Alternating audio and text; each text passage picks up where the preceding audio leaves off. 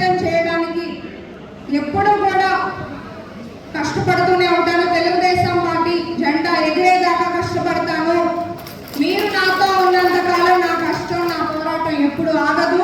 దర్శి నియోజకవర్గం అభివృద్ధి కూడా ఎప్పుడు ఆగదు, ఎవరు ఆపలేరు.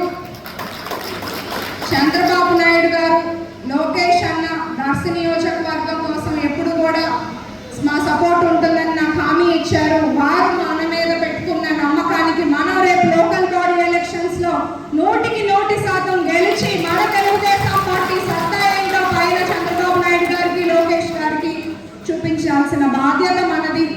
అట్లాగే కూటమిలో మనకి మిత్రపక్షాలు ఉన్నారు, జనసేన, బీజేపీ, వాళ్ళని కూడా కలుపుకుంటూ అందరం కలిసి ముందుకెళ్ళాలి.